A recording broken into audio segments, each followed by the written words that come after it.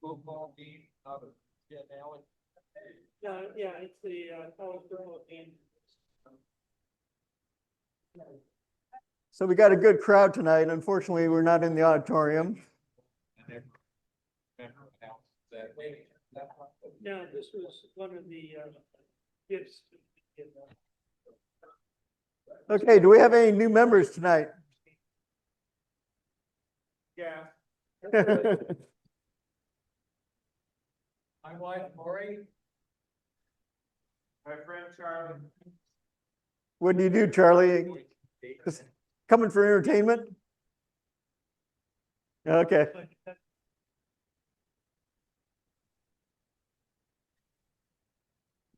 So this year we're all many people are getting ready for gathering of the guilds. Is that audio okay?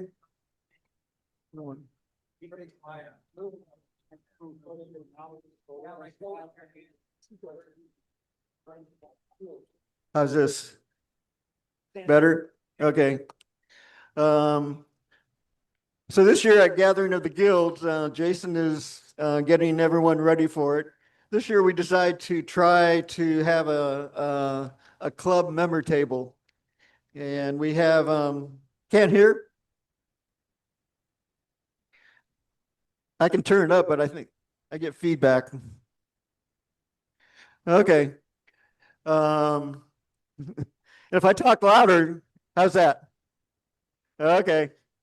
So this year at Gathering of the Guilds, which is third week in April, we're going to try and have a members table where members can bring up to 6 items and display them and sell them. We think we can have about 10 to 15 feet of table space for that. Right now we have 3 people signed up to do that. I'd like to have a few more to make it worthwhile. So if you have any interest in doing that, let me or Jason know. I think it's a good opportunity to sort of test the waters. If you ever had any interest in selling stuff, this would give you a chance to, as I say, test the waters and see how it goes.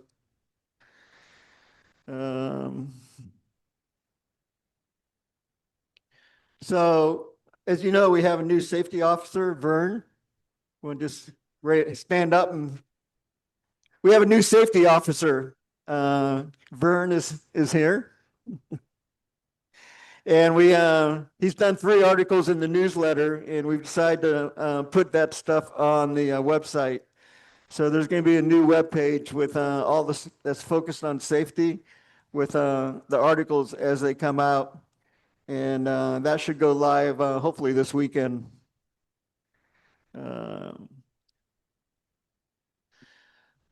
So over the last couple of months, we've had some issues with PayPal. PayPal is, some people just hate PayPal, but for us, when you do things online and pay online, everything's automatic. There's no human intervention. So when you register or pay your dues, everything just is automatic. For those who need to cancel a class, you can also do that online, and the information was in the newsletter last month or this month. So that information will be on the website shortly, but if you don't want to use PayPal for whatever reason, then you have to do it manually. And when you send a check in to us, Mike needs to deposit it in the bank. He needs to go on the website and do whatever he needs to do to record that. And there's just a lot of chances for mistakes. So we really encourage people to do everything online, and helps us out quite a bit. So, you know, the Oregon Woodturning Symposium is going to be next year. It's every 2 years, and our club plays a major part in that. We have our own room, and we need to staff that. We started working on that last month, and John Beechwood and I are on the committee to help coordinate that. So I just wanted to let you know that's going to happen next year. All the issues that we've had in the past, major and minor, mostly minor issues, we think we'll have resolved this year. So when time comes, we encourage all of you to sign up to go to the show. It's, from what I see, we're going to have a really good list of demonstrators.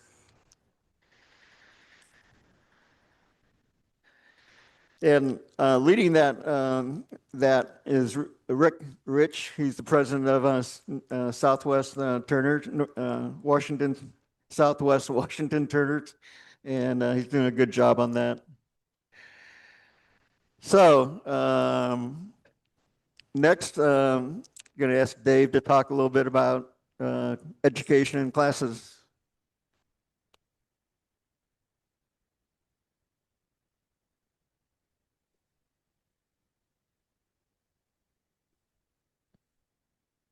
Good evening, everyone. We just finished the sequence of 5 classes that we have last weekend with the plate and platter class. Whoops, that was the 201 level class, and goblets on Sunday, which was the 201 spindles class.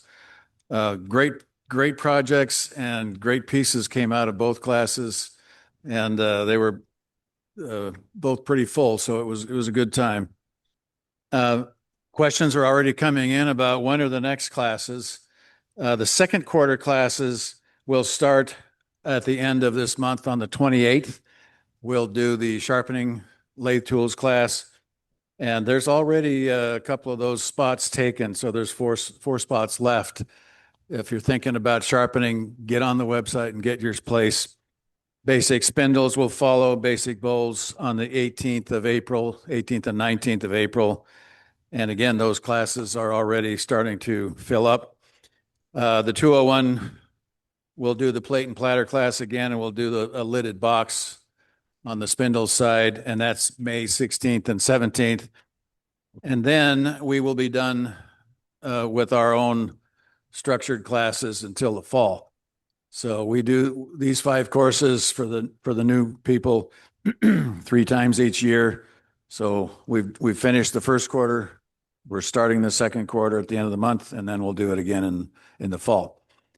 And then, of course, tomorrow we have basic airbrushing with Joe, and there are still 3 or 4 slots available for that. So hopefully tonight you'll be inspired and want to go right home and sign up.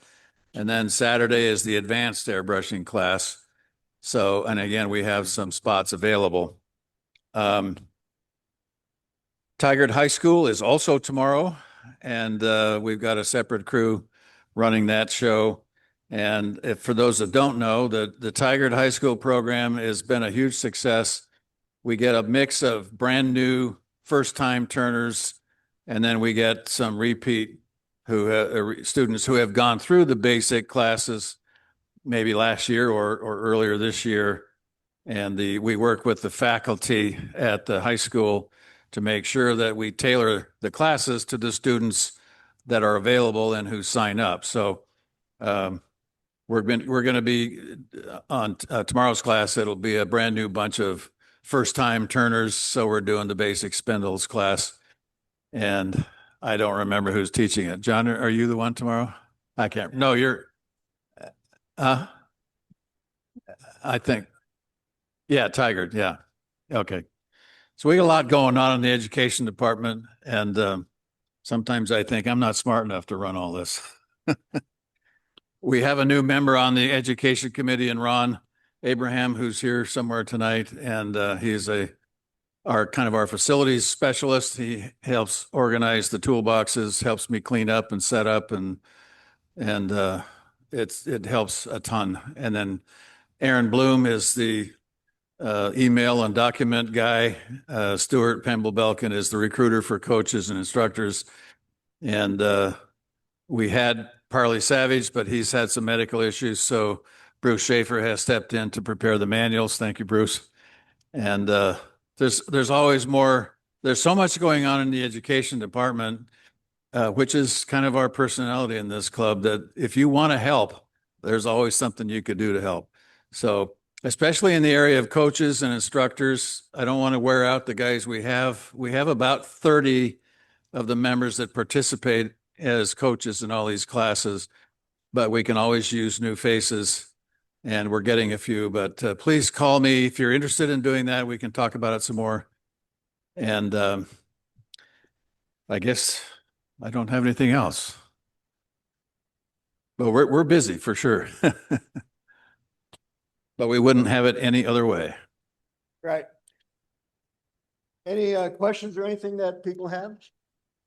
We're gonna do a show and tell next.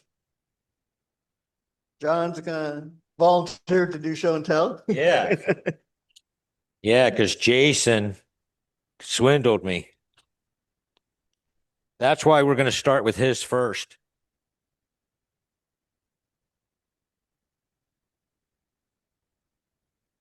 Because his, I think, is the only one that's actually part of the challenge.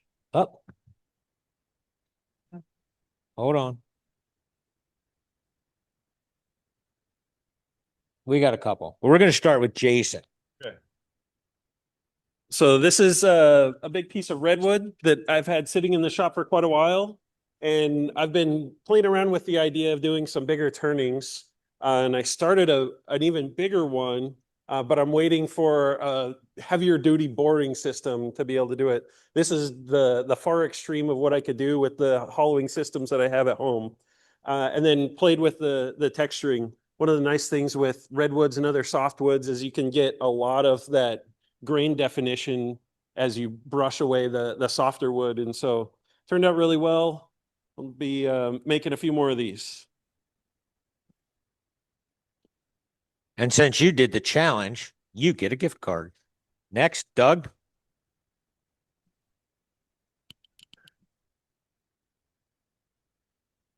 Hi, I did two. This first one I call an uncontrolled erosion. Thing popped on from a catch. This one, this is my first weed pot I did this afternoon. The top is down to a 600 grit paper, and I had honed my gouge to 1200 honing for baby butt smooth. I did the whole thing, covered it with the Pens Plus for a high shine, and then I had it on the lathe, and I used a spinning wire brush on my cordless drill to work on the rough. So for me, it symbolizes two things. One, a beautiful tree rising out of the dirt ground, or a tree with root rot. Depends on what you want to do.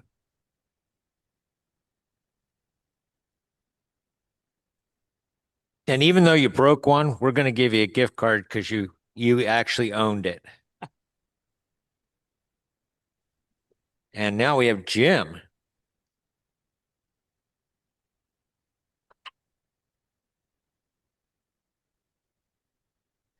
Yeah, I got inspired to try that erosion texturing.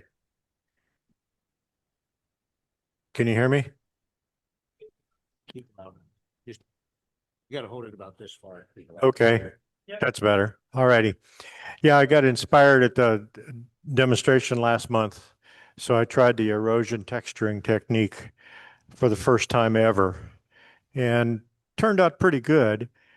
I think the wood is maple, but I'm not sure.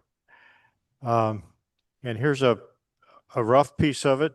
If anybody can look at it and tell me what it is, I'd appreciate it. Yeah, my guess was maple also. Okay. That's it. Thanks, sir. All right. We're going to start down this end now and go back that way. So this one, Joe did. His dad's going to come over here. Right, Bruce? You're the official spokesman.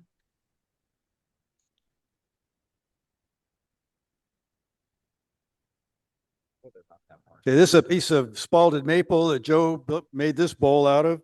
And it was so rotten inside, we had to turn the dust collection on when he was turning it because it was just a mess.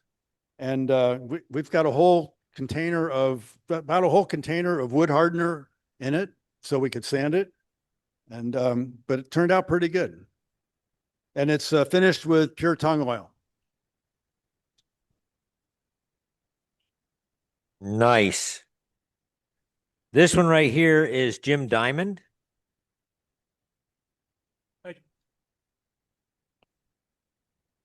This is a piece I've been thinking about for a while, waiting to get sort of the right piece of wood. I've turned a lot of natural edge pieces, and I love walnut because you get the contrast between the hardwood and the sapwood, and it has that big chunky bark on the outside.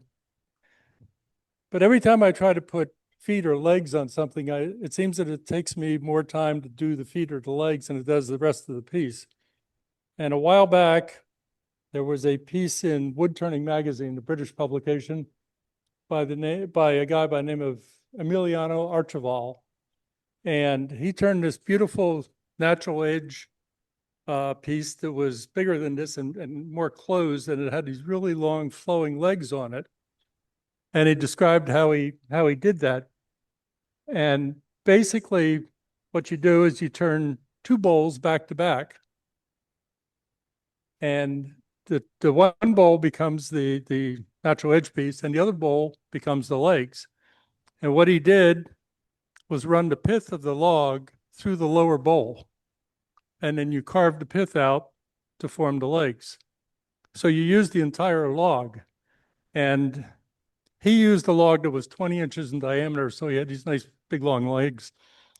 I had a piece of walnut that was about 8 inches in diameter, and it was a limb from a walnut tree, so the pith was off center. So I didn't have as much room to work with the legs, but you can see one of the legs actually has some of the cambium layer from the other side of the tree on it. So you use the entire log. And it has to be green when you do it. Nice. It was fun. Nice. These ones are Rogers. That looks like a piece of spalted maple. Or a maple burl. Yeah, it's a maple burl, and I kept soaking it in walnut oil. I think I used almost a whole bottle of walnut oil. It just kept soaking in. And the other one is a threaded box with a Wengi top. I wasn't sure how to design it, so it's not the most beautiful box, but I was really testing just threading. And take a look.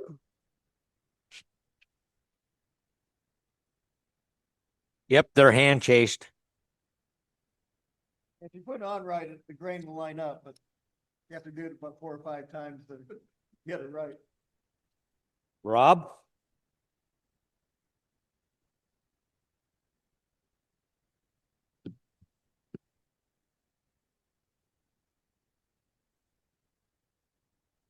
Gotta hold that about 3 inches.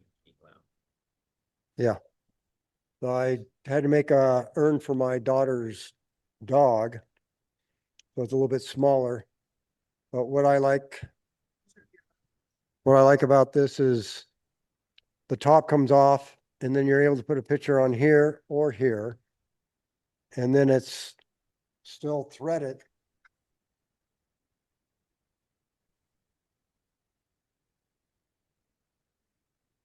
And I cheat it and use the brass ones. Actually, the first one I did all the threading and then messed up the finial part of it. So I had to cut it off. And that's how I came up with this idea of having the picture on the urn. So you can see instead of putting a label somewhere. The dog's not in there, man. No, So you just put a label under the finial and it sits. yeah. And then I made a wing bowl out of some olive. That's not mine.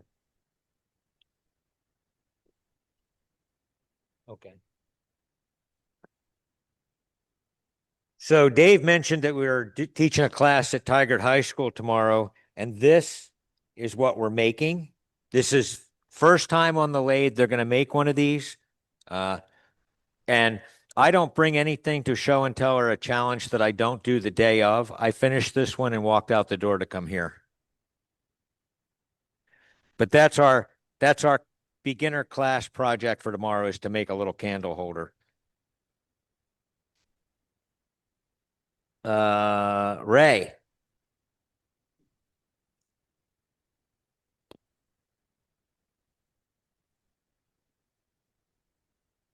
It's a fluted bowl, black walnut with milk paint. I've been trying some fluting, and then I just put walnut oil and buffed it. And for the first one, it's not too bad, I don't think so. And then I thought I'd have some spring flowers on some white oak, and I just carved these with a small rotary tool and a carbide disc cutter. And then the little dots for flowers are just done in with a router and a bit. So thank you. And this one right here is Chris Dix. This. He's our camera guy. I'll hold this part. Okay. So this is a myrtle wood necklace with wood burned Mount Hood. I'm sorry, Mount Hood. And this is actually my wife's. I gave it to her for Christmas, but I haven't been to a meeting until now. And so I made 4 of these, 2 out of 1 block of myrtle wood that is for my wife and her sister, and then my daughter-in-law's out of another block. I made 2 more that are almost the same. It's finished with the tried and true, so it just feels like wood. Danny.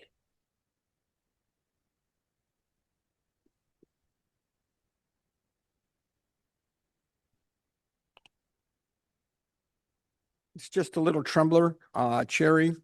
The fines are it's just a little trembler, cherry. The fines are 1.1 millimeters, so about 45 thousandths.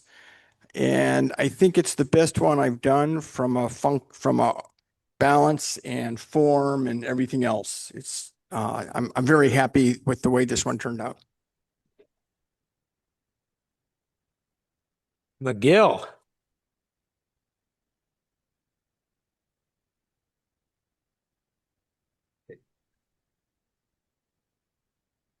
So last week I just have a chance to work with these pieces, and I go back to do the metallic acrylic paint. But first I have to burn it, the torch, to bring the grain up a little bit, the texture.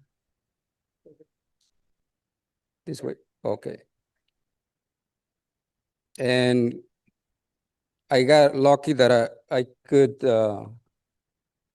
kind of balance the bottom.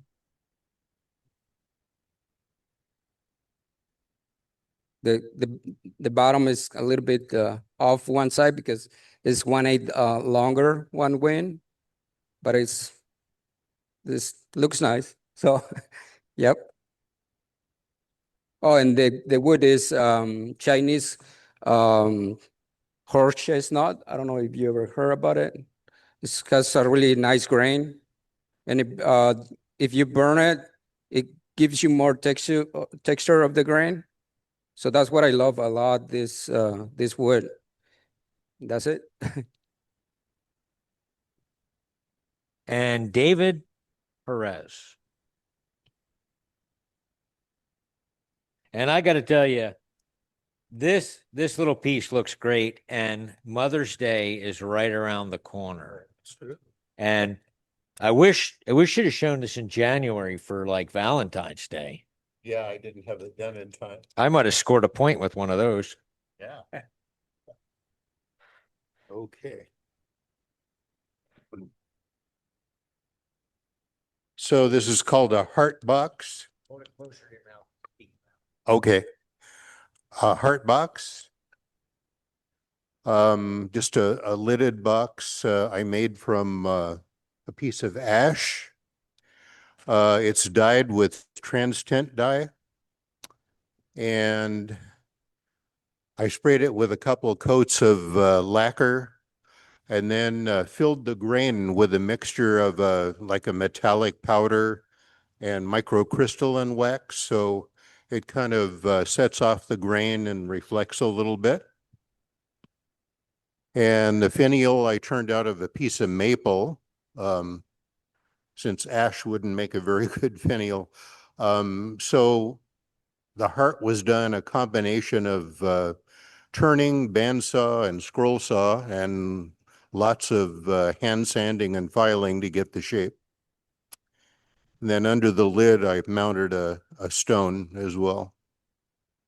So was from my wife for Valentine's Day. She gave me permission to bring it and display it tonight.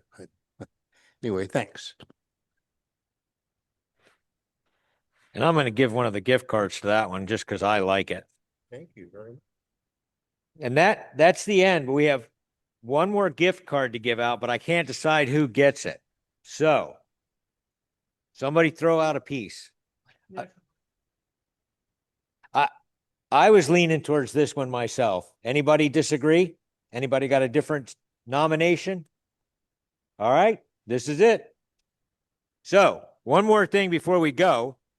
If you noticed, I haven't touched on these yet, but I'm going to right now. These are the Beads of Courage bowls. If you don't know about Beads of Courage, it's for the kids going through cancer treatment. When they complete their treatment, they get a little bead, and we make them boxes to keep their beads in. And John Sutter is the man. What is about 3 inches tall out? Okay, got it. Is this close enough? I'm not sure about the talking loud part. Well, if you say it and I'll repeat it loud. Okay, I'll try here. Anyway, in 2020, we did the Beads of Courage project and did 30 of these, louder. It was really a successful program.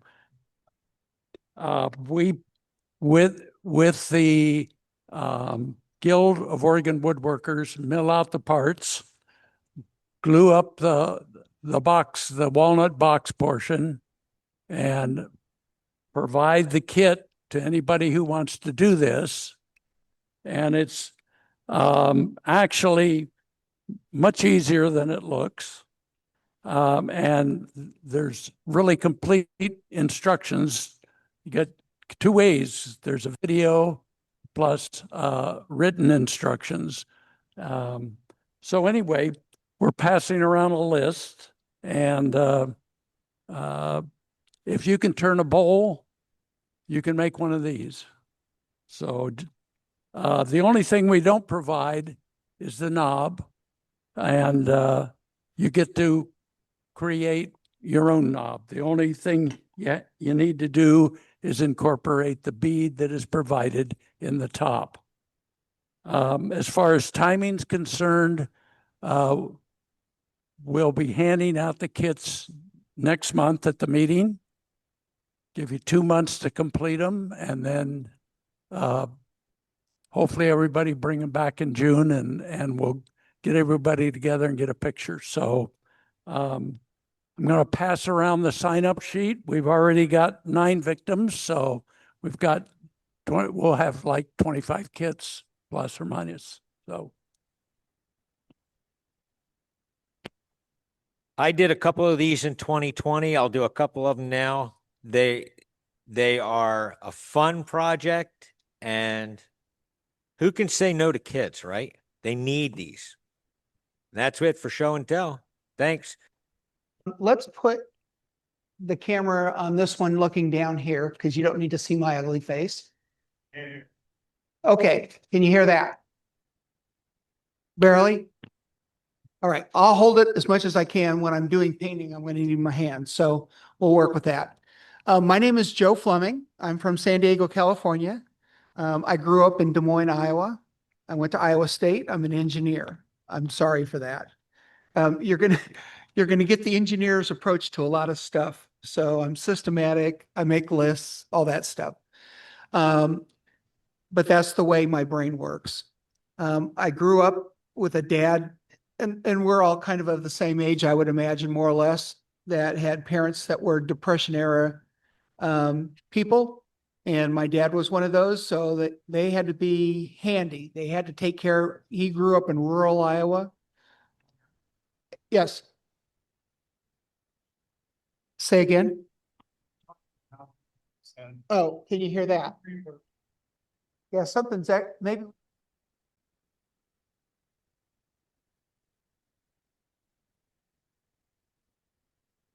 How to airbrush from two people. I learned from Don Derry. He lives up in the middle of Washington somewhere. He's kind of gone off the map a little bit. He became a granddad, and that became his full-time job. And so he doesn't really do much demoing or anything anymore, but he's still around. I still keep in touch with him. But he did, his thing was using dye mostly to get, and then making glossy finishes. So this was a piece I actually did in a class with him. It's a piece of ash, and it's very light. I hollowed it out and used dye on the outside, but you see all the grain lines are pretty pronounced on here when you come up and look at it. That's because with ash, it's open grain, of course. And I rubbed it with acrylic, black acrylic paint as a grain filler, sanded it all off except for the grain in the fill. Then I did the dye and lacquer finish, and I polished the finish to get a glassy finish. Now, I did this in like over 20 years ago, and it's been sitting in the kitchen. So if you were to pick it up right now, you'll feel goobers on it. That's food. And because it sits right on our kitchen counter. It's also been dropped a number of times, so there's cracks in it. That happens to be chestnut dye, red and yellow, but it looks like it has orange in it just because red and yellow make orange. That's the only two colors that are on there. So that gives you an idea. So you can use dye, and this was done with an airbrush. Now, why do I say airbrush dye is better than wipe-on dye? Here's why. This piece here is a little piece of maple. I was just showing people how to make a little bowl on the lathe. We had a club thing, and it turned into a votive candle. So if you feel inside the bowl, it's all full of lumps. That's wax. My wife uses it for little votive candles. But if you look at the dye job on that, it looks like crap because it's blotchy. Dye, when you wipe it on, as soon as you have an applicator, whether it's a brush, a paper towel, or whatever, a blot, you know, some dye bottles have the little blotter in it, like for shoes. As soon as you touch that applicator to the surface, the dye goes. And when it goes, it'll soak right into the end grain, and it won't go into the side grain. So that's why it looks blotchy. An airbrush can avoid that problem because as soon as you let go of the airbrush, it stops putting dye on the thing, and you don't get blotchiness. Now, Jimmy Clues, if you're familiar with him, he lives in Vegas now, Englishman. I actually took a class with him, but he wasn't an airbrush guy. He's a wipe-on guy. But he was always doing a big bowl with a nice, pretty figured maple or something rim, and he'd wipe on the dye. Well, he's cheating for two reasons. One is he's doing a flat rim, which means he doesn't have side end grain. It's all side grain. And he's using figured wood, which hides the fact that it's blotchy, right? And so every time he does that demo and I'm there to see it, I say, "You're cheating." I always yell at him for it and give him crap because you can get away. It's when you do a round piece like this, you can find out if you're really doing it right. Okay, so that's dye. I have some other dye pieces up here. I have a couple pieces that I carved feathers on, this one and this one. That's dye. And I just sprayed the dye on. In this case, I sprayed blue on. And I kind of think there was another color in there, but I don't remember. This one had blue, and then I sprayed a little bit of black around the edge to kind of give it a shadow look. That was it. Then I carved the feathers, hand carved them after the fact. I used to carry chromacraft dye, and this was a sample board that I made to show all the colors. So this is figured maple, wiped black on the whole thing, sanded it off, or actually sprayed it on, sanded it off, and then airbrushed the stripes of all the other colors so you could see what the colors look like. This side was the same thing, except for I used gray, not nearly as cool looking as the black. So that's the side I always show. That's chromacraft dye. I think that's pretty much everything I have dye up here. Oh, one other piece. This piece here was, how many people here remember the World of Woodturners? Okay, for those of you that know, we do whenever there's a symposium, people that are there can bring a piece and they do a swap. Also at the holidays, we do a worldwide swap where people can say, I want to get in on it. We trade names and we swap with somebody else. This one was one of the, I don't remember if this was at a symposium or at the annual one, but this was Matt Hervinen, and I don't even know where he lives. This is dye. I think it's dye. I never actually talked to him about it. Now, I'm going to quick segue. I am, by the way, if you have questions or whatever, raise your hand and holler out. I have no problem. Just a second. I am an airbrush dealer. I'll get to it. I happen to be an airbrush dealer. I sell Grex products. I'm not going to be here trying to pitch the products to you tonight. If you're interested, I do have stuff here. I can hook you up afterwards, but I'm not here to push stuff. That's a disclaimer. I just want you to be aware of that for what it's worth. Enough on that. Yes. On these planners where you have it airbrushed in the middle, Yes. do you mask off the exterior rim? Yes. Do you also sand it to get rid of any overspray? No, it's all masked. And we're actually going to paint one of these tonight. And as I say that, I realize I need a roll of tape. I think I got tape over there. I'll deal with it in a minute. So everything else on the table here is paint. Oh, one more thing about dye. This is probably, here's the masking. I already started.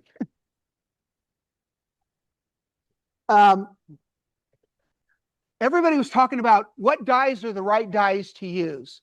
Good dyes and bad dyes. So have any of you that use dye heard of metal acid dye? Okay, metal acid dye is dye. Most dyes originally came from earth pigments. They would grind up minerals or whatever.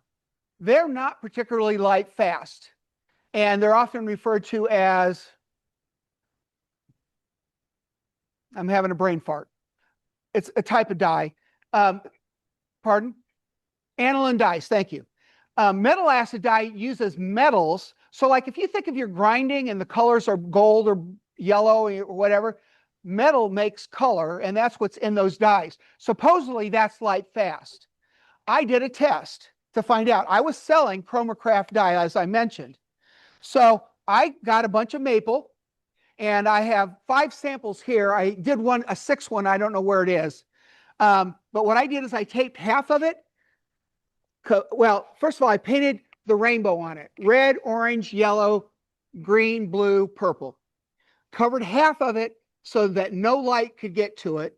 And I lacquer sealed it with UV lacquer. Then I covered half of it so no light could get to it. I put them in I live in San Diego. I get a lot of sun from February until September in a west-facing window in my house. And I have that high efficiency glass with 65% protection. This is chromacraft dye. This was the part, obviously, that got the sun. There is no yellow on there. There is no red on there. There's no purple on there. It's gone. The sun killed it. Metal acid dye. This one is a brand called Kata. I found it on Amazon, and it's an aniline dye. This is the side that got the sun, I think. Yeah, that's the side that got the sun. It just looks like crap. This is the side that's covered. This is the side that's not. That's trans fast dye. So trans tint and trans fast are from the same company. Trans fast aniline dyes. Trans tint is the liquid stuff that's very concentrated. That's metal acid. But you can see, obviously, big difference. This is chestnut. This is the same stuff that I used on here. And that one, this is the side that was exposed. This one wasn't. So, and by the way, this is only 7 months of sun exposure. It did, compared to those other ones, better, right? But it's still, the green, let's see, that's green there. Green is gone. Purple is mostly gone. The red in here, their colors are different. They have weird names for theirs. That one's pretty well gone, and the yellow's kind of faded out too. Didn't do too good. Now, this one's been in my kitchen, never sitting in the full sun, since 2002. And the colors still look pretty good. So you take a risk. And finally, this one is trans tint. The side that was in the sun, the side that was not in the sun. This is the, quote, the good stuff, and it faded out as well. Why do I bring this to your attention? I don't sell dye anymore because if I'm making something for somebody, I want it to be a forever piece. I don't want it to turn into ugly, right? I promote paint versus dye. I'm not saying you shouldn't use dye. I'm recommending that you think about it before you do, because your project 5 years from now, 10 years from now, or however long, is probably going to do something like this. Now, I mentioned Don Derry. Love his work. I bought 2 pieces from him around 2024, maybe. And one of them was he used to do this thing that kind of looked like a motorcycle gas tank. It sat on its side. It was a hollow vessel. He did this weird little opening on it. It was cool. And he used whatever brand of dye he used, I don't know, but it had kind of a bluish, a royal blue. When I say royal blue, I'm thinking kingly. So it had a purple cast in it, and it had blue, which looked a little bit teal, but the colors looked really nice. It was a elm piece, and he did like I did here, where he used the grain filler, and then he went every other stripe of grain between the alternating colors. On that piece is never, so I've owned it for 20 years. It's never been in the sun. All the purple is gone. The purple blue is gone. So I have teal wood, teal wood, teal wood. A piece I paid $800 for, and that's what I got. All right? Am I a happy camper about that? No. Am I going to make a deal with him about that? No. Am I going to give you a warning? Yes. So Roger and I had this conversation a couple weeks ago, and I just wanted you to be aware, I'm going to talk about paint a lot. I'm not against people using dye. I have bottles and bottles of it at home, but I'm careful about it because of that issue. So enough said. Now, painting things. You don't have to do a picture. I tend to like to do pictures. I learned that from Ben Foe, was the other guy I learned from. And so I tended to do pictures. This is one, though, it's more figurative. My daughter went to the University of Arizona for school, and I drove from interstate, from San Diego to Tucson, back and forth. I did that drive a lot of times in 4 years. I love the desert. I love how it looks out there, especially when the sun is setting. So that's, to me, a desert sun. And there, along Interstate 8, there are some abandoned buildings that are falling down kind of thing.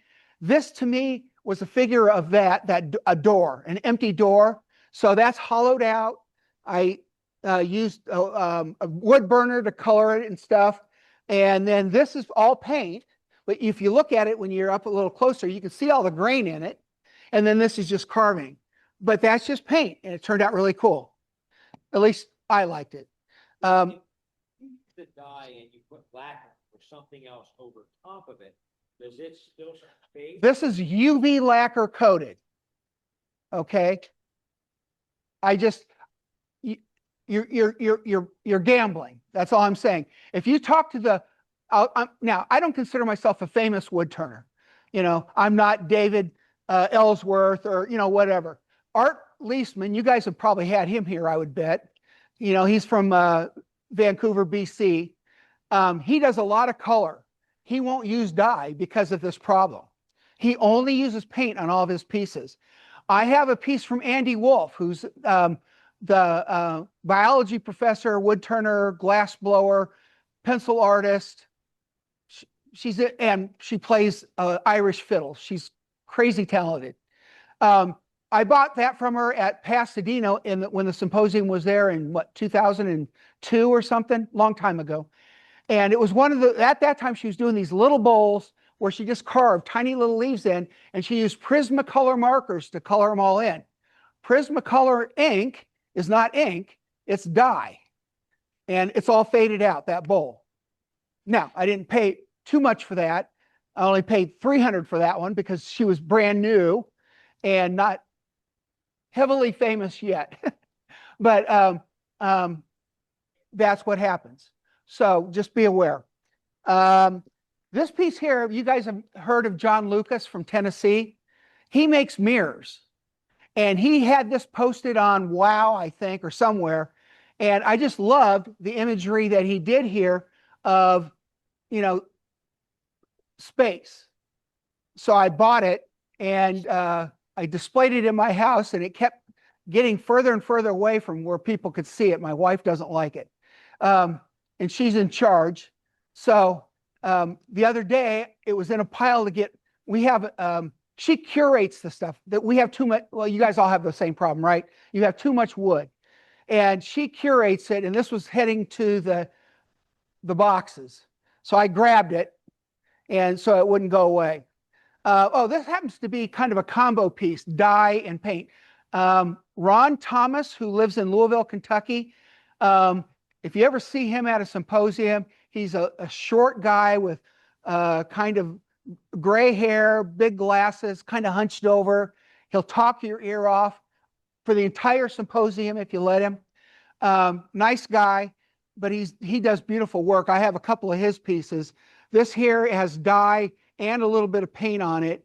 And this is chromacraft. I know that, but so far so good, knock on wood, that it won't fade out. When I took my Ben Faux class, this is a piece I actually did in the class. You'll see lots of broken pieces on here and cracks. My wife knocked it off a shelf. And I have all the pieces in a bag, and I tend to try to repair it someday. This is ash, but that's all paint. The plates are all paint as well. Well, I have 3 plates up here that are paint. These are paint. So the people that are in tomorrow's class, at the end of the day, you'll have a picture. You'll have this picture either on a plate if you bring one, or I have some 10 by 10 pieces of plywood that you can paint on that are prepped already. It'll be about this size, and you're going to go home with that. The people that are on day 2, you're probably going to go home with this picture. More complicated, a little more challenging to do, but we're going to do that kind of a thing, so you'll learn those techniques. By the way, if you decide you like day 1 and want to take day 2, your skills are good enough. We'll get you all the way through here. And you can do that if you decide to hang around. Happy to have you. And if you haven't ever done airbrushing, I'm pitching the class now. If you haven't done airbrushing and you're interested after tonight, sign up. You don't have to have any equipment. I provide everything. And bring some wood. If you have some, broken bowls or stuff you want to paint on a little bit. And like I said, you'll go home with this picture on something by the end of the day. And you'll learn about how to use an airbrush, but even more importantly, how to clean an airbrush. That's where people get frustrated. Wood turners, when do they quit wood turning? When they don't know how to sharpen a tool. Airbrushers quit when they don't know how to clean their airbrush. A symposium in Phoenix, 2014 maybe, somewhere around in there. That was a picture I painted. I found a picture on the internet I liked. It was only this big. I improvised what the feathers might look like, and I painted that. That's a piece of birch. And it's all paint, but if you look at it, you can see the grain when you get up close. You can see the grain there. These here, these blocks up here, if you come up, yeah.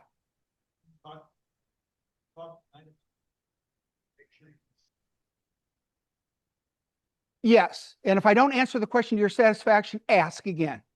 These blocks here are basswood. So I happen to be a member of the San Diego Woodturners. I'm a member of the San Diego Fine Woodworkers. So they're starting to finally get into turning. So I didn't join because of the turning. I joined because of the woodworking. And we have a carving special interest group. And I'm in that group because I wanted to learn more about how to do good texture on my wood turning. So I made these blocks of basswood with I carved leaves on them. And then I use it for painting. What would painting look like with airbrushing on texture? Now, I mentioned Art Leesman. He does what's called dry brushing. That's a hot topic. Donna Banfield, who's from New Hampshire, she does a lot of dry brushing. And if you watch Art do a dry brushing demo, or if you watch Jack Vesery, who lives up in Maine, do a dry brushing demo, they'll talk about that they put 50 layers of paint on their pieces. Dry brush color, and they change it a tiny bit and put more, change it a tiny bit and put more. And I called bullshit. Sorry. I said, I can do it with an airbrush with about 3 coats.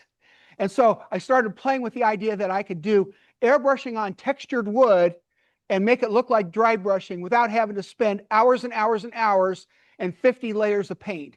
Now, I haven't convinced Art yet. I'm still working on him, but I'm going to get there. Alan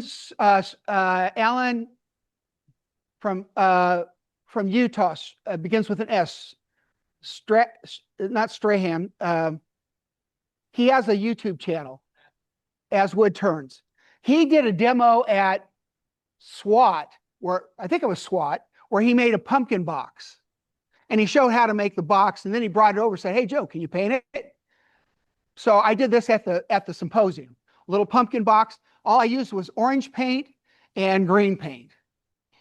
A little bit of masking tape to separate the colors off the stem. And, to make it, and I used some heavy, it looks like maybe I used a little bit of black to put a little more definition or dark color in the grooves. But it's not hard. You can do a lot with just a little bit of color. Now, how good do you have to be? This is a stencil. I bought a stencil on Amazon. I used to grow dahlias. That's a flower you guys grow up here, I think, right? And I painted it. I put the stencil on this is just one of those little canvases that the artist guys do. And I just put the stencil there, and I painted with probably about 3 different colors, and I did it very precisely so that I had the dark edges and the light edges to make it look 3-dimensional. But it was just a stencil. I have the stencil laying here. If you want to look at it later, you can. Last year at the Rocky Mountain Symposium, Ashley Harwood, she has her significant other. I don't know if they're husband and wife or what their deal is, but he was there. He's an artist. I didn't know that. He came over one afternoon when all the demos were going on, and he painted these. He just stood there and painted them. And they were too good to throw away, so I kept them to show and tell. Now, I wanted to learn more about painting when I started, so I took an adult education class at the local school district, had acrylic painting 101, just regular paintbrush painting. And in the class, it turned out it was more of a club, which was great because I just kept going back term after term for about 4 years. And the teacher would have everybody in the class pick one picture, and everybody painted the same picture. That way, we could compare and talk about how we did it, give advice and all that. So the picture that we picked was this one. Somebody brought this in, and we picked that. This was me hand painting it with just regular paintbrushes. And then I said, I can airbrush that. And I did cut my own stencils out with an X-Acto knife and I painted it. So this is hand painted. This is airbrushed, and this is the original photo. So you don't have to be a professional airbrusher to do it and make it useful to you. The reason why I like airbrushing is because you put exactly the amount of paint you need, where you need it, and no more. When you have an applicator, but especially with dye, but when you have an applicator, as soon as you touch that applicator to the surface, the fluid wants to go. And you've lost control until you can remove it, but you've already got too much fluid there and it's going to keep going a little bit. With the airbrush, you can put just the amount you want. If you want more, you put a little bit more. If you want more, you put a little bit more, and you can control it. You can control fades and shades and depth of color and all that stuff. When you're putting a paint on with a regular paintbrush, if you're putting red on, it's red. You don't get to pick a hint of red. It's too hard to do that with a regular paintbrush. With an airbrush, you can put a hint of a color. You got lots of control. But you don't have edge control like you do with a brush. So that's where you use some masking. You can use masking tape. You can use a stencil. You can buy thousands of stencils online if you decide that's what you want to do. And away you go.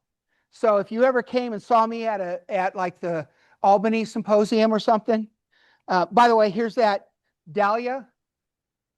Put something behind it so you can see it. There's the dahlia right there. I had a big one and a little one. I don't know where the little one went. Here's a piece of burlap. Spray that, you get a texture. Where'd they go? I bought these, and I usually have these at a show. I usually have these out. These are inexpensive templates so there's some flowers, there's some butterflies, there's some just squiggly things and stars and crap, and there's some bugs. It's all you need.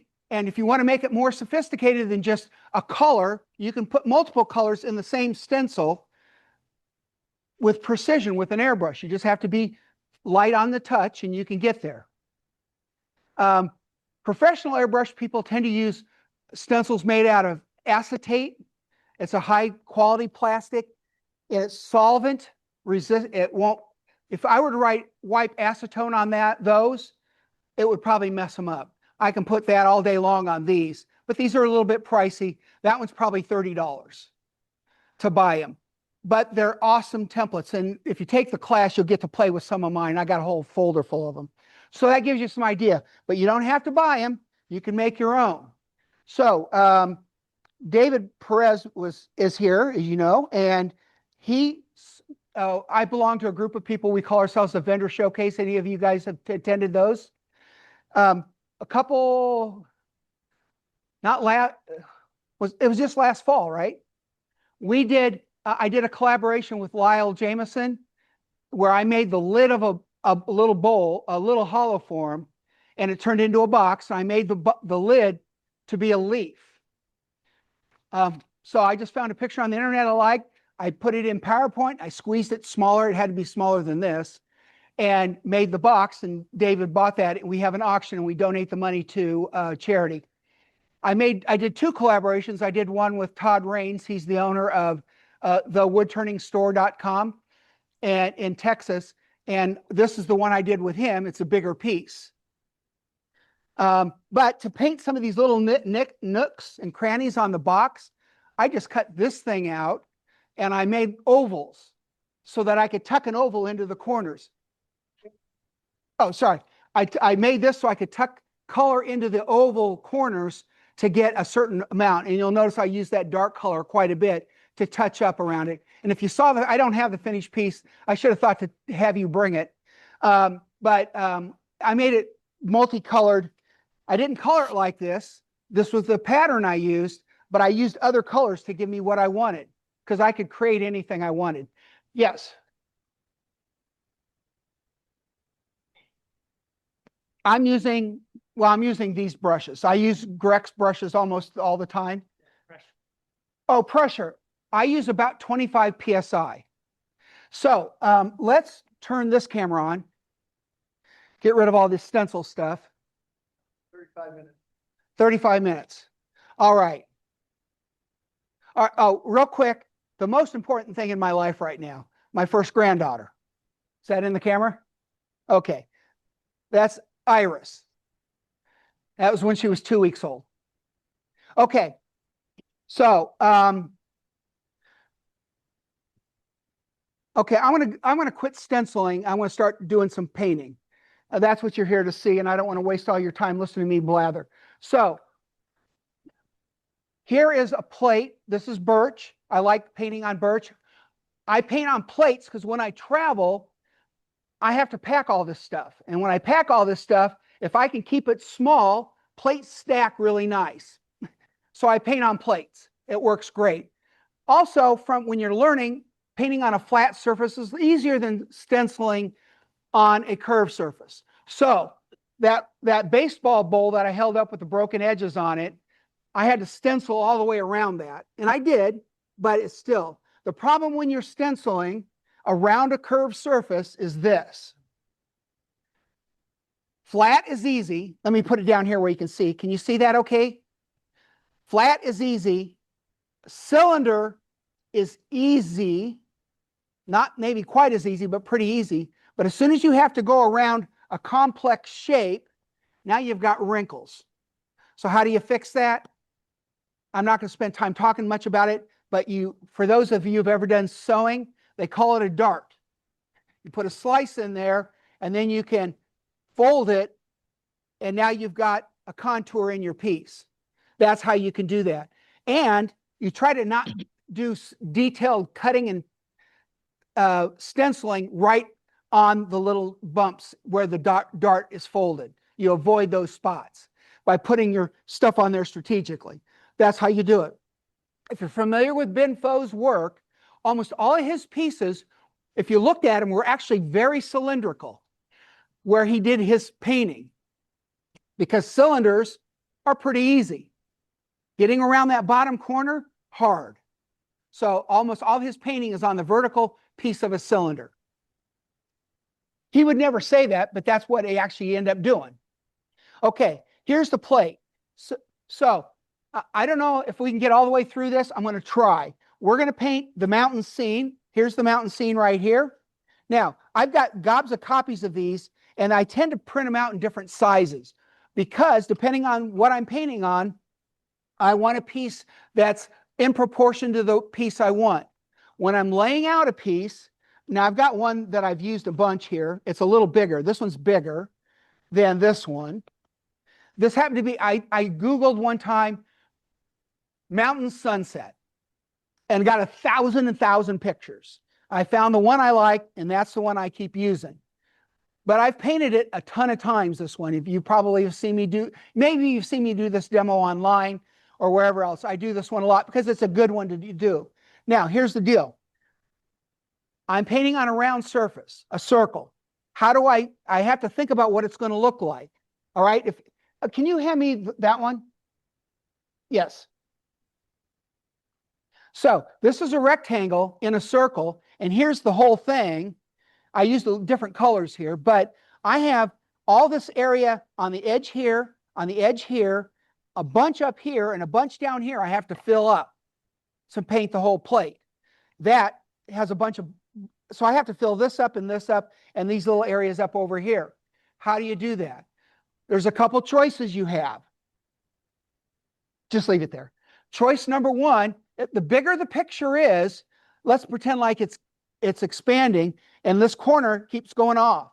Does that matter? Maybe not. Who cares if you lose a little bit? You filled up the top with more of the picture here. Same with the other corners. So don't be afraid to put your piece in bigger than you think it needs to be and have the corners go off when you're going something rectangular onto something round. When you're doing that as a cylinder, you could put that on a vessel all the way around, and you could paint a mountain all the way around a piece if you wanted to. That would be fine. I did a piece like that where the picture only went halfway around. I just repeated the picture. I did it twice around. And I made all the lines line up like it was one picture, but it was really the same thing twice. You can do whatever you want. I'm going to show that leaf one more time. I mentioned that this was the pattern I used on the lid, same on David's piece. You'll notice right in here where the pencil line is, and here's the actual leaf. If you look at the pieces I made, this was where I actually cut the wood. Here, here. I didn't go so deep in here, and I didn't go deep here either.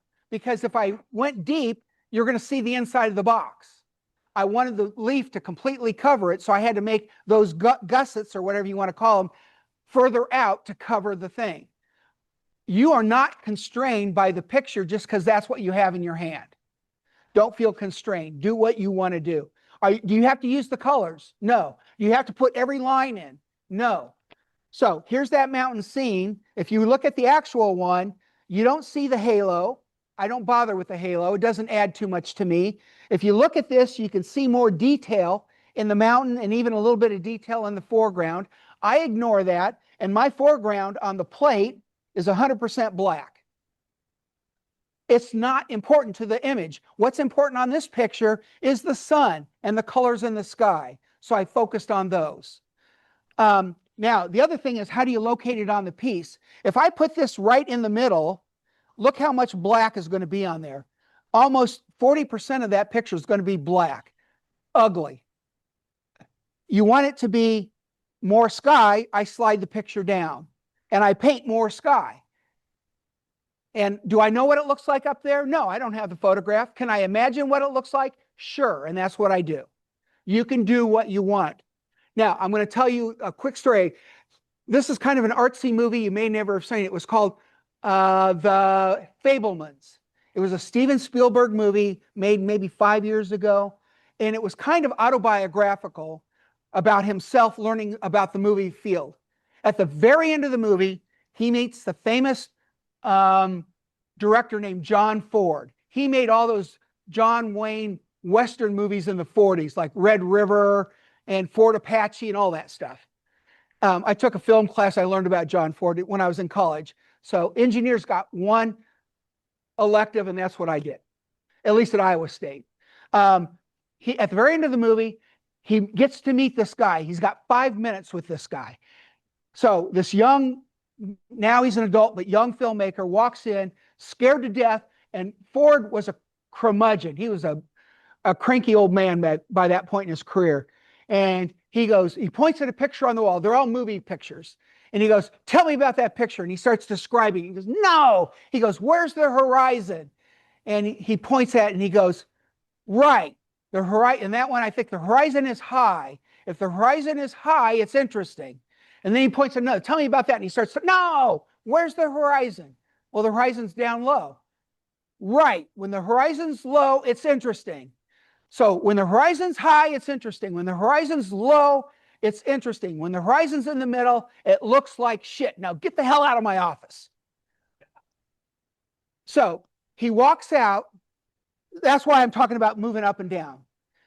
He walks out and he has that epiphany, and he walks down. You know, you think about those old movies where they're in the film lot and you see him walking between the tall buildings, and he's walking down. And all of a sudden he pauses and the camera goes, whoop. He changes it to make the horizon high or low or whatever, because he learned the lesson.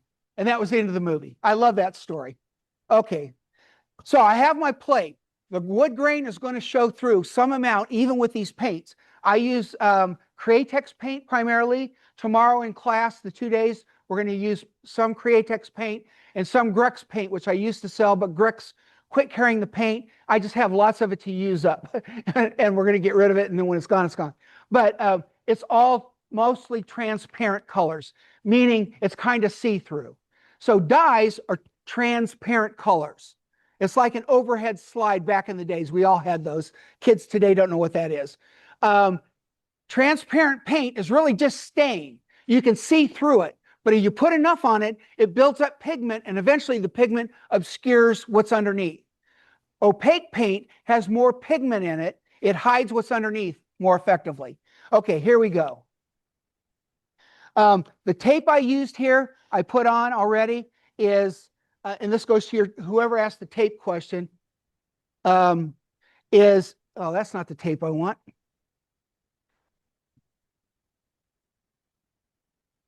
All right, somebody asked about, do I sand it or tape it? I've taped this all off. I've used automotive polyester tape. This stuff is flexible. Of course, tape can go around a cylinder, right? Just like the paper. But if I had masking tape here, which I thought I had a roll here, that tape is too skinny to demonstrate this. But if I had a regular, oh no, wait a minute, I do have some.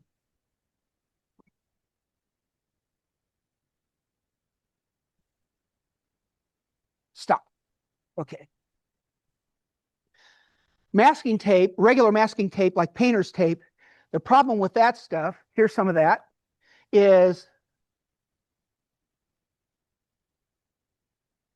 got to find the end, is this. Once I can get it off, this is not good tape for this. This has a very high stickiness to it. And for painting, and see, it's an old roll. That's okay, I can demonstrate with that.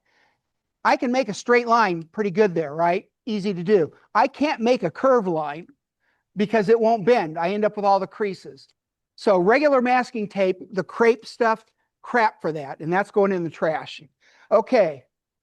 Polyester tape, the stuff they use for like pinstriping and stuff, is stretchy and I can curve it with no wrinkles.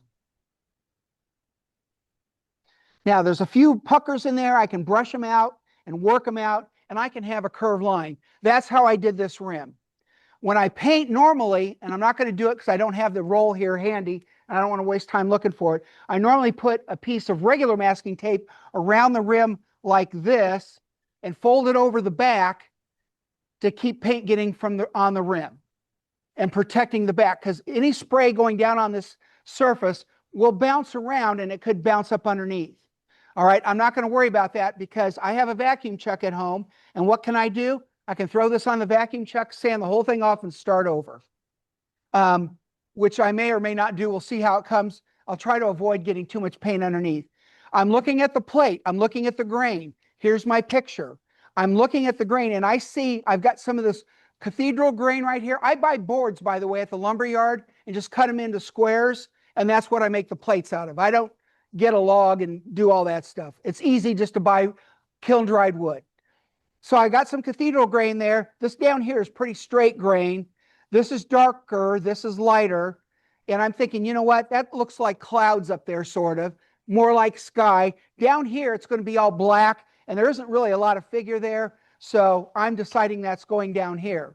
Most of the time when you're painting a picture, you want the grain to be horizontal because your eye is seeing horizons and horizontal, and you do things. If you're painting a bunch of trees in the forest and you're like up in the mountains and looking at aspens or pines or whatever, maybe vertical grain would work for that picture because it would highlight it. But even then, your eye is looking for horizontal lines in the landscape to offset the verticalness of the trees. Think about that. Almost everything I paint has horizontal grain when I paint it. I put this on here, and I really do need to have some regular masking tape, and that tape is crap. Well, I'm going to fake it. So how do I do this? I'm going to use this stuff. It's not the right stuff to use, but it'll be good enough. I'm going to cut a piece off, and I'm going to put it on the plate right here to kind of eyeball the orientation. I'm looking at it now saying, I like where that is. So now I'm registering this in my brain for a minute, and I'm going to take this off. I'm going to take a piece of Frisket. This is, I buy Frisket by the roll. You can buy it by the sheet, 8.5 by 11 sheets. Frisket is like, think of this like shelf paper, except for it's clear. This happens to be frosted. I don't like the glossy stuff. And I'm going to put it right where I'm going to paint my picture. I start in the middle, just like when you put the fancy cover on your phone to protect the glass. Start in the middle and work out, trying to get rid of the air bubbles. I have a gap down here, and I have a gap here and a gap here. Now, except for I don't have my masking tape, could I ask you to look in? There might be some masking tape in this box down here. How about this? Oh, perfect. That'll work. Thank you. I'm not going to bother covering around the rim because we're low on time. I just need to cover up the spots. So that's covered. This is covered. This is covered. This is covered. That's all I have to do. That's ready to do it. Could I put a big piece of frisket on there? Yes. How do you know I'm a wood turner? Because I was too cheap to waste a big piece of frisket and I used tape instead. All right. If you look underneath the papers here, every piece of paper I have underneath here is used because I can keep using them until they're just gooey because I'm too cheap to buy paper. So that's how you know I'm a wood turner. Now I get my picture. Where'd I throw it? I need somebody to be in charge of me here. Where'd I put that picture? Oh, thank you. Duh. All right, I got to make sure it lines up with the grain, so I'm kind of bringing it up to the grain. I want the horizontal lines to be about right. A little bit of black on the bottom, and there we go. Oops, I just twisted. Undo it. Do it again. Good enough. We're going to go with that. I use good old-fashioned carbon paper. You can buy that from people that do wood carving. I put that underneath there. That piece of tape as a hinge allows me to keep looking to see if it's transferring. What I do is I use a thing called a stylus. Can you guys see that on the camera? This is just a little tool with a little ball and a medium ball, and they come in different sizes. Here's a big ball, and you guys just press down on the thing and transfer the line. Now, in this picture, there's really only 4 lines. That's why I paint this, because it can go kind of quick. I'm going to come over here to the edge, and I'm going to follow the mountain up, down, and in this case, it's hard to see, but the line keeps coming down here to this hill. I'm going to follow this mountain in the back from there up, down, and you notice I'm not being very careful, because if I'm off the line, once it's painted, are you going to know that I was off the line? No, you're not. Could I throw another mountain in there if I wanted to? All I have to do is that, and it's there. The lower level of mountains is right here, and I completely missed that, but I'm just going to go fast. And I'm just kind of doodling now. And I went all the way off to the edge, and now the tree line, I'm going to put that line in here. And I go. Now, I can hinge this up, and I can look at the plate, and can you guys see the black lines on there? That light's out. It makes it hard for me to see, but I can see 1, 2, 3, 4 lines. I've got all my mountains. That's all I have to do for this piece. So what I'm going to do is, I'm happy that the transfer worked. I'm going to take this off. I don't need it anymore. Anybody want a free piece of tape? I'll save it. I might need it because I'm cheap. Okay, I use an X-Acto knife to cut. Now, I'm looking at the lines on the plate, and I'm looking and saying, the line didn't go all the way to the edge over here. So I'm just going to take a Sharpie, and I'm just going to make a guess. And I'm going to go off the edge there. I'm going to go off the edge there. I'm going to go off the edge there. Remember, I'm drawing on the frisket. I'm drawing on the masking tape. Here's the tree line right here. Here's that one right there. Now, the last thing I want to point out is, I'm going to draw this one in so you can see it. So here's the mountain I drew. And again, I don't really care if I got the same line. And it stops right there. This one here is behind there. And it stops right there. Now, I'm going to draw and cross the line on purpose. Why do I do that? If I cut with a knife up and down, and then I cut this one like that, and I don't connect the lines, when I peel that frisket out, it's going to tear, and you're going to see that little nipple of plastic shred hanging out, and it's going to get paint. It's going to show up when you paint. So when I do that, I do the cut, and then I do a cut that goes through there, and that cross guarantees that that frisket will peel free without a tear. Make sense? Last thing, when you're cutting on wood, your knife is steel. Your wood I don't care if it's hard maple, I don't care if it's ebony, your knife is going to cut it. So, trick I learned from Steve Sinner, a famous guy, if you know him. He lives in Bettendorf, Iowa. He does these elaborate vases. He does massive amounts of frisket. He taught me this trick. He takes a diamond hone, a regular X-Acto knife, but if you notice right at the end of that knife, it looks a little blunt. It's not blunt, it's quite sharp, but what he does, I'm going to draw it so you can see it. I'm looking at the blade straight in.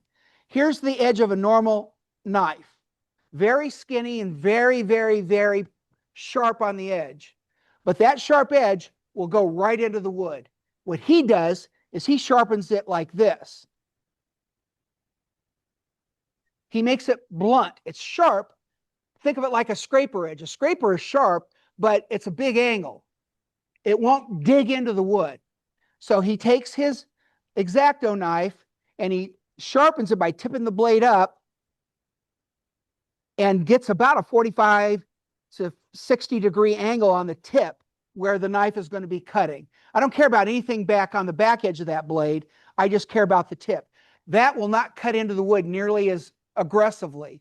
So I have two knives up here. This one is for cutting frisket, and the other one, wherever it landed, is for not cutting frisket. It's for cutting paper and stuff where I need to really poke hard. Oh, and when you're cutting, use a cut mat. You can get these at an art store. They're self-healing, and when you cut into them, it won't cut your table. I learned that the hard way on the dining room table. Pay attention. Okay, I have to make 4 cuts. I'm going to start over here, and I have to cut all the way to the yellow. I have to cut the frisket all the way so I can peel the whole thing off. So what I'm going to do is I'm going to start on the wood, and I'm just tracing the line more or less. I don't really care that I'm hitting it, but I can feel I'm going through the frisket. I'm cutting up on the tape all the way across. I'm going to come back over here and finish the cut going off the frisket, off the edge. Now I'm going to do the second line. I'm starting on the tape. Can you see okay, or is my hand in the way? I got over the rim.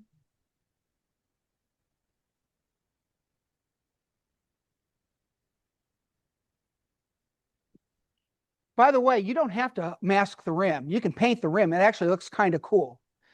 If you come to the class tomorrow, I have another version of this. I'm staying with some friends down in Eugene on my way home. And on the way up, they loaned me theirs to have. And that happens to be one where I painted the rim. So if you're in the class tomorrow, I'll have that there and you can see it. Or if you come out to the car, it's out in the car. All right, I got to cut this first mountain range, right? Or the second mountain range. All the way down. And then I got to cross cut. And if you see, I'm missing the line horribly. Okay, now I'm ready to start peeling. So I got to peel I'm going to paint the black first, and that's peeling. I want it to peel clean. I'm not peeling up the orange because that's protecting the rim. And I'm coming across. I'm peeling up the masking tape and the frisket all the way. And I got to the masking tape and I didn't cut the tape because it's not lifting. So now I'm going to use the knife to cut it. And I'm actually going to switch to the other knife. This is the sharp knife. It'll go through that tape easier. I just don't want to cut the wood. And I tore it for the rest of the way because now it's over there. I saved that because I might need, I've made a huge mistake. I got to try to put this back on there.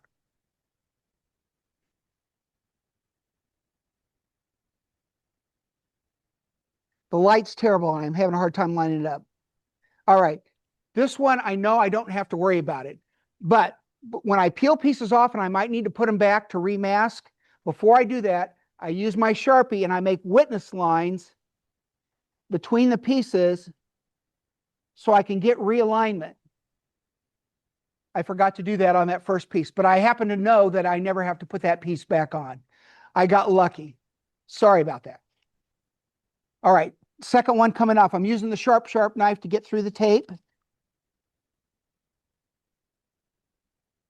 Now, I'm going to paint the black, but I'm taking the first row of purple off. I'll show you why here in a sec. All right, that piece just tore. I don't care. I'm going to come from the other side.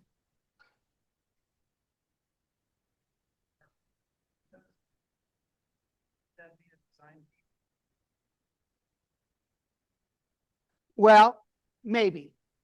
What's the maybe? Where's that piece going? If you're going to have it at your house, it's a feature. If you're going to put it in a competition, it's a flaw. Right? So you have to make that decision. If you're going to try to sell it, it's probably a flaw.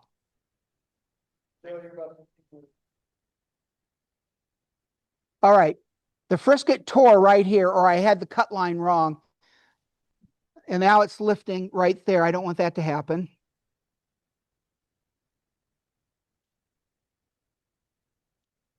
Okay, piece number 2. Now, I have the line between number 1 and number 2 that's not shown there. Now, what I'm going to now, and honestly, I can't see it. So I'm rushing and I'm making mistakes. It happens, right? That's a feature. All right. I don't want blue. I want black. Where's my black?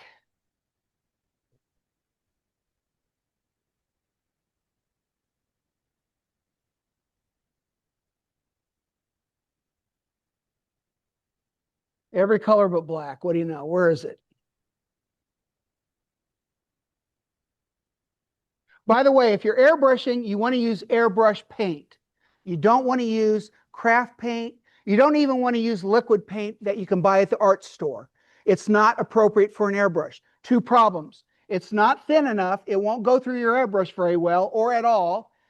And number 2, the pigment that's in paint for airbrushing is ground. Think of regular coffee grind versus espresso grind. If you're a coffee drinker, espresso is almost like a powder. It's really, really, really fine. Regular coffee is big chunks. Well, craft paint is full of big chunks, and it'll clog your airbrush like that. I don't care if it costs $1 and this bottle happens to cost about $7. You're going to hate yourself if you do that. Don't do that. Buy quality airbrush paint. Okay, so I need a brush. I'm going to use, I have an arsenal. I'm going to take advantage of it because we're short on time. Airbrush compressor on the floor there, about 25 PSI. This is a dual action airbrush, down for air, back for paint. Forward to turn the paint off, up to turn the air off. In this style of brush, which a lot of people have, it's always down, back, forward, up. 1, 2, 3, 4. Always in that order. Here's why. You'll see here. I'll demonstrate it real quick. And by the way, shake your paint always with the lid shut, always. Yeah, go look at my garage floor or see the pictures my wife takes of me when I forget.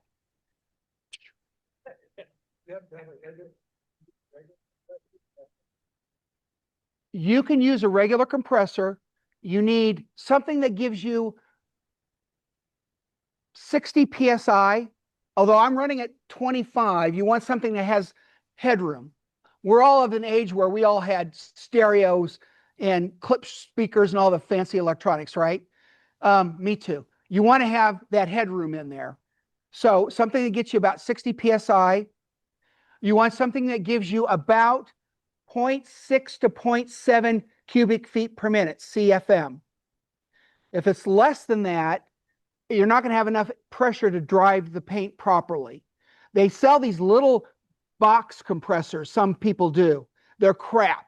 They're for fingernail painting, and they use a 0.2 or 0.15 needle airbrush. Tiny, tiny, tiny orifice. Okay for that, not for what we do. All right, this happens to be black paint. This is a 0.5 needle. It'll put more paint out fast. So here's the proper way. Down, back, forward, up. Now, I'm going to paint another spot. Down, back, forward, up. Now I'm going to do it one more time. Down, back, release. When I did release, the springs, there's 2 springs in there. It went 1, 2, 4, 3. Did not go 1, 2, 3, 4. Watch what happens. And that would be on your project the next time you use that spray gun. You have to always do that. Now, I always tell people, say those numbers out loud when you're painting. No one's there to hear you do it because you're not painting with a huge group of people. When I'm at home, I say them 1, 2, 3, 4, 1, 2, 3, 4. Do you feel like a dork? Absolutely. Does it matter? No, because no one's there to see you, except for maybe your spouse, and they already know that. Now, I'm cheap, so I'm cleaning my paper. I don't want that paint to get on the bottom of my plate. That's why I'm doing that. We're going to get to that in a minute. Okay, now what I'm going to do next is I have a tree line on here somewhere, which I forgot to mark. I have this piece of torn paper. By the way, if you notice, there's a star in there. It's a star template. So if I want to paint a star, there, now I got a star. All right. I used an X-Acto knife, cut it out, and then I was able to put stars everywhere. I have a torn edge here. That's a pretty good torn edge. I need something that looks a little more mountainy, so I'm going to put a little bit of bump in there. So there's my torn edge with mountains. Now, right below here, somewhere down here, is that cut line. And instead of using the edge of the frisket to make that edge, that would make a very crisp tree line. Well, the trees are raggedy, right? I want raggedy looking. So I just made a piece of paper to be raggedy, and I'm just spraying the black in there. And now I have a raggedy tree line. Now I'm going to take it and move it over.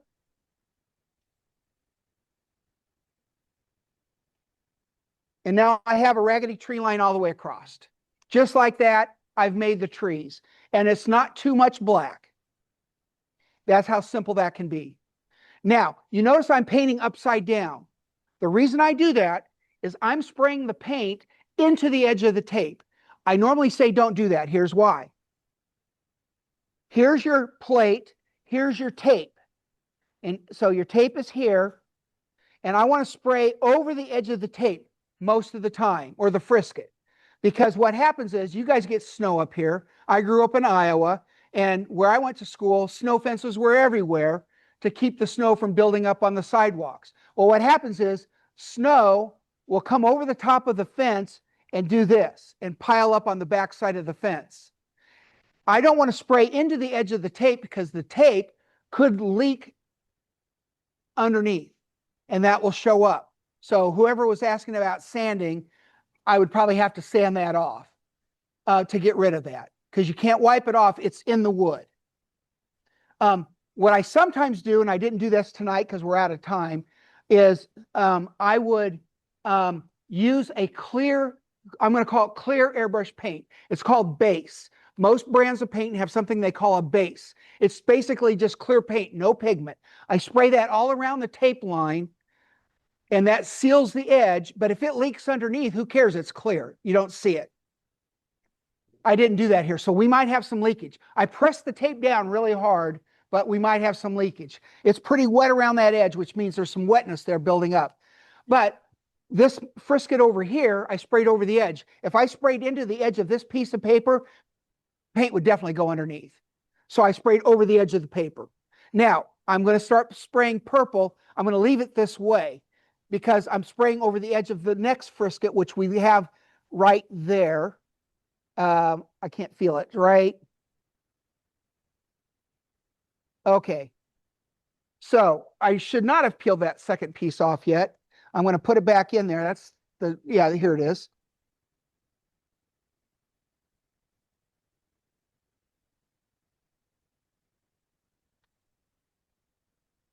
Oh, this is beautiful. This is beautiful. I painted on the wrong side of the plate. I just painted the sky black. Stupid joke. That's okay. It's all frisket. I just painted on top of the frisket, so I didn't waste any time. I didn't waste any paint. I didn't ruin the plate. I just painted the frisket, so I got to be careful to get my hands on it. So pay attention, Joe. So got to paint the down here again. I'm pressing hard in the corner to keep, oh, and here's that edge I was talking about. I'll press it down one more time. That's where I would put the, that's why I was confused. It didn't look right to me.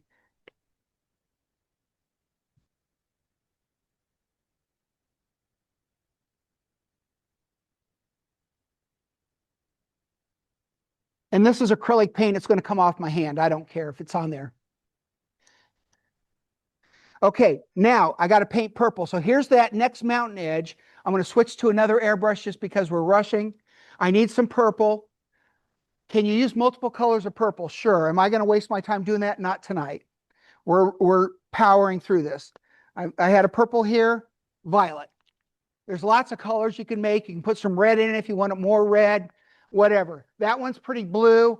The one I have in the car, I think, is more red. The one that's we're painting is more red. This one's kind of a middle purple. So I just put purple in the airbrush. I'm going to disconnect that one, hook this one up. This is a dual action brush, but it has one trigger with two springs moving. So there's a first spring, that's air. So that's step one. Remember, 1, 2, 3, 4. When I pull it and I hit the stiff spring down here, there's the purple, that's 2. When I release to the first spring again, that's 3. And now I have just air again. And then 4. This will always go properly, this particular style. Now I have this frisket edge right here, and I want the paint to be strong at the top and weak at the bottom, because I want to see a fog line right at the bottom. And I'm going to use the color of the wood to make that fog line. So I'm going to paint heavy at the top of the mountain and then ease up as I get down lower. And I'm going to do, so whoever asked about precision painting, this is where that comes in. I'm going to do it. I could always put more paint on. I can't take it off very easily unless I sand it off. So I'm just going to do very lightly, and I'm spraying right on the edge of the tape line right there. You can see, and I don't want to get too close. If I get too close, you're going to see the lines like that. I want to be back far enough that it's just fading it in. I use the term dusting. I'm dusting the purple in, back and forth. You can see I'm starting to build the color in here.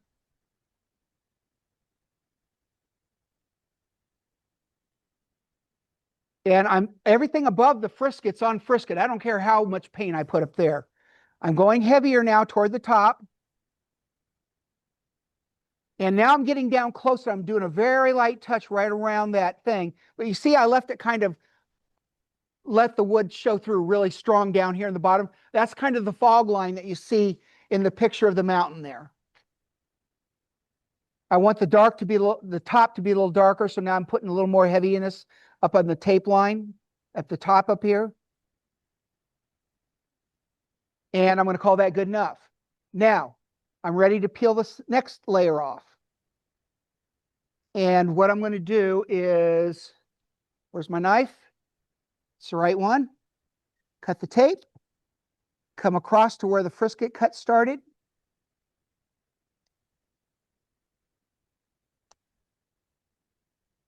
There we go. Now, be careful about putting your fingers down on the frisket. Paint on the frisket's going to stay wet longer. The paint on the wood's probably already dry. I'm going to use my ball thing here, and I'm going to use that as just an extra finger where I can put some pressure without getting my fingerprint in there. There we go. There goes the mountain. It's going to come over all the way down to that next mountain. I'm saving that piece right there in case I need it. And now I'm coming back with the purple, and I'm going to do the same thing I just did. I'm going to press right down there in the corner to make sure the tape is tight. And I'm at the top of the mountain, back and forth, about 6 inches away. And I'm just putting the purple in there. If you're in the class with me, we're not going to rush like I'm doing it tonight. And there's the second mountain, probably good enough. Now I'm going to take that last piece of frisket out.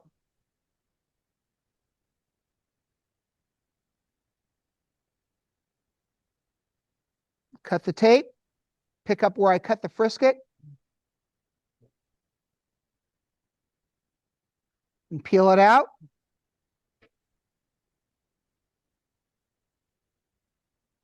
And by the way, you notice that I didn't care if I oversprayed down here with the purple. Purple on black wins. So purple on black won't show up if I oversprayed. Purple on purple won't show up if I oversprayed. So right now, I don't care about the overspray. This is a forgiving way to think about painting. And now I'm putting the color in there.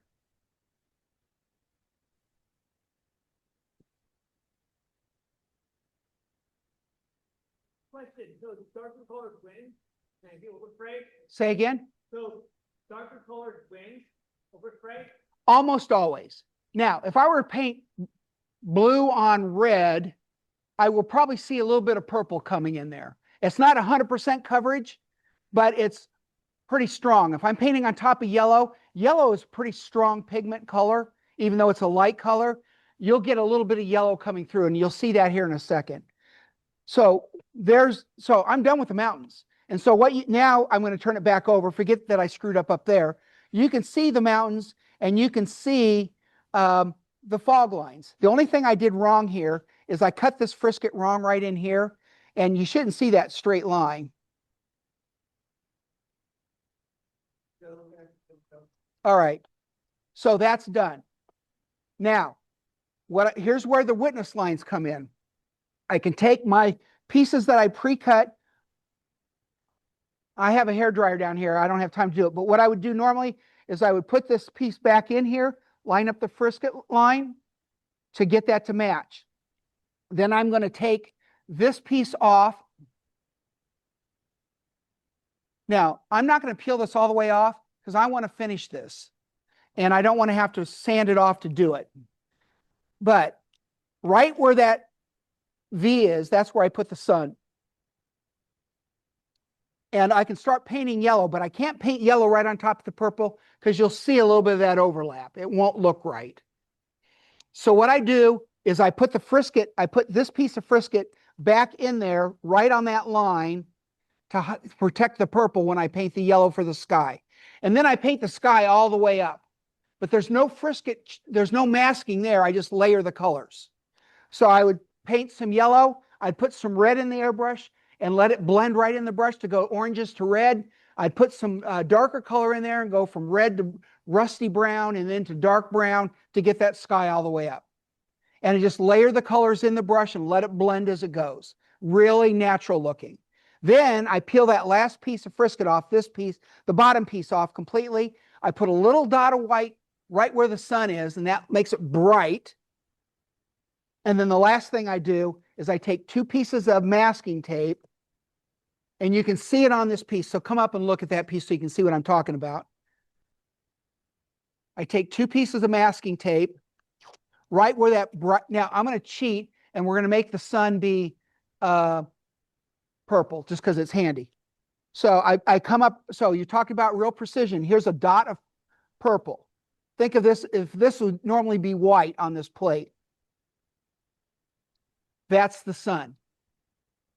Now, I want it to have a little bit of flare. The way I would do that is I'd come up close, spray a little bit, careful, and then I back out a little bit and it kind of fogs up.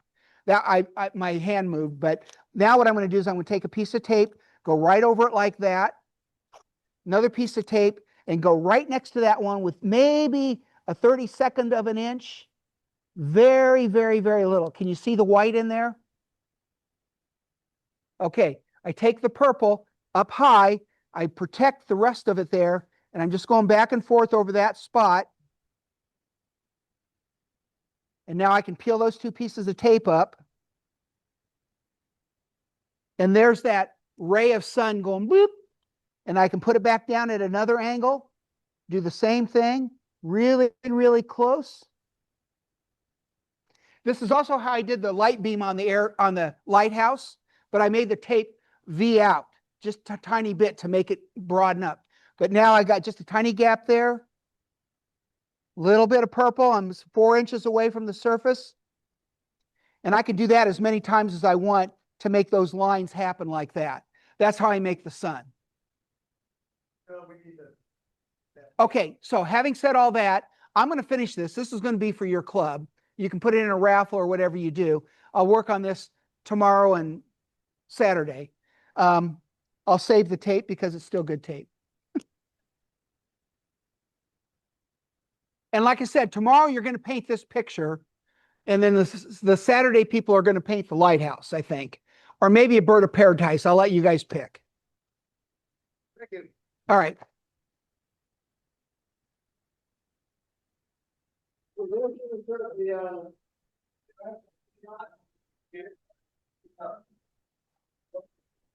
You don't dilute your paints at all, do you? What? Dilute them at all. No. Now, I'll put an asterisk on that. Createx Paint highly recommends that you use reducer, about 10%. I was in a hurry. I'm cheating. When I picked out paint that I use, Craytex sells many products. They have this one here. This one here is called Wicked. Awesome colors. You have to reduce this. This will plug up these airbrushes. Okay. Even though it's airbrush paint, it's so thick, you have to use reducer. You cannot not use it. And you do that before you put it in the cup, brush? Or do you do it in the cup? Here's their formula and why I don't sell this. I like this paint, but I don't sell it. We're wood turners. We're not painters. Yeah. And we're impatient. The proper way to do this is you take a little cup, you put your paint in there, you put your reducer in there, you stir it, and you wait 10 minutes. Oh. No one's going to do that. Yeah. No wood turners, they're not going to paint. So I went through they have 4 different paint lines. I bought a set of all of them and I tried them all out. And my objective was to find the one that if they didn't do the reducer, they're not going to die. And it was this one here called Illustration Colors. So that's the one I sell because I just know it would be, no wood turner is going to do that. Yeah. It just ain't going to happen. 1 in 100 might. We're not patient enough. Started on this, I would need a compressor. I would need the. Okay, you need an airbrush, you need a hose, you need an air source. And you need paint. So I would need to know. I didn't know what kind of paint. Okay, now, if you were to go on the club website, I don't know what they advertise. I sent them a code word. If you wanted to order it online from me, you can, and you get a discount. But I can show you, all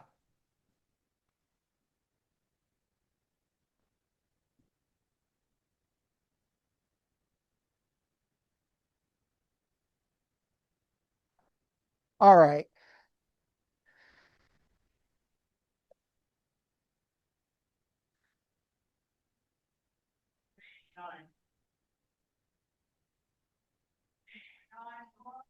Okay.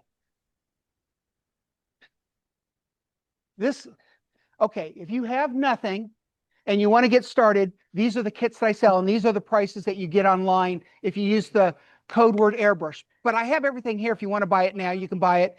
If you want to come over to Dave's house tomorrow or Saturday, I'll have everything there and you can buy it.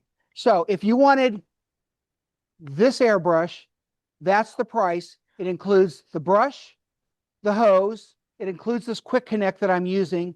I do quick connects on all my brushes to make it fast for changing. Really